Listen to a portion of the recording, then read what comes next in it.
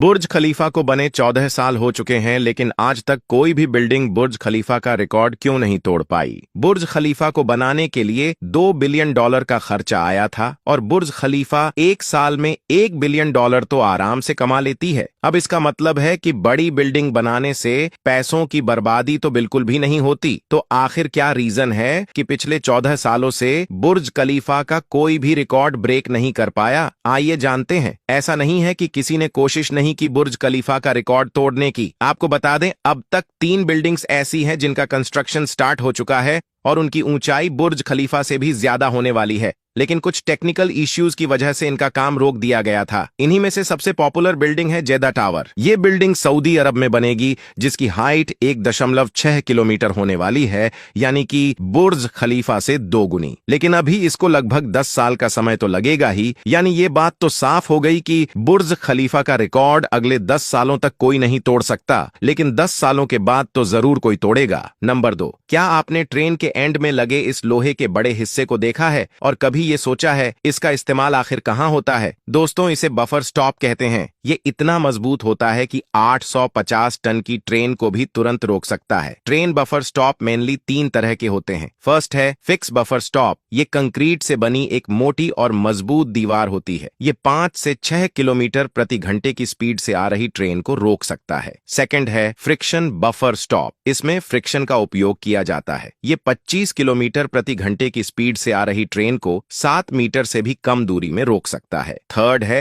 Hydraulic buffer stop, जो सबसे advance है और 99% इंपैक्ट एनर्जी ऑब्जर्व कर सकता है। इसमें गैस, हाइड्रोलिक सिस्टम और फ्रिक्शन यूज होता है। बफर स्टॉप किसी और ट्रेन से जल्दी टक्कर न हो, इसलिए किया जाता है। नंबर 3, आप इस प्लेन को देखकर यही सोच रहे होंगे कि इसका फ्रंट का डिजाइन किसी इंसान की नाक की तरह क्यों बनाया गया है, जबकि नॉर्मल प्लेन में तो ऐसा नहीं होता है। दरअसल ये है दुनिया का पहला सुपरसोनिक पैसेंजर प्लेन कॉनकॉर्ड, जो कि साउंड की स्पीड से भी डबल स्पीड में उड़ता है और इस स्पीड को अचीव करने के लिए ही इसका डिजाइन नाक जैसा बनाया गया है। लेकिन इसमें एक दिक्कत ये हो गई थी कि लैंडिंग और टेक ऑफ के टाइम इस नाक जैसे डिजाइन की वजह से पायलट रनवे नहीं देख पाते थे और इसीलिए इंजीनियर ने इसमें नाक ऊपर नीचे करने वाला सिस्टम लगा दिया, जिससे लैंडिंग के टाइम प्लेन नाक नीची कर लेता और आसमान में जाते ही फिर ऊपर कर लेता। नंबर 4, आपको शायद पता ना हो, लेकिन जैसे ही व्हेल मछली दम तोड़ती है तो समुद्र में रहने वाले जीव और पेड़ पौधों की मानो लॉटरी ही लग जाती है। दरअसल दोस्तों, व्हेल मछली को अपनी मौत के बारे में बहुत पहले ही पता चल जाता है और इसीलिए वो अपने झुंड से अलग हो जाती है और पूरी जान लगाकर समुद्र की गहराई में चली जाती है, जिससे पहले तो सरगिल कई दिनों तक इसकी बॉडी को खाते हैं। अब इसके बाद बचा कुचा मांस छोटी मोटी मछली और केकड़े मिलकर खा लेते हैं। उसके बाद जोम्बी वर्म बची हुई हड्डियों पर एसिड छोड़ते हैं और हड्डियों में एसिड लगने की वजह से हड्डी खाद्य में बदल जाती है, जो समुद्र के पेड़ पौधों को 100 सालों तक जिंदा रखती है।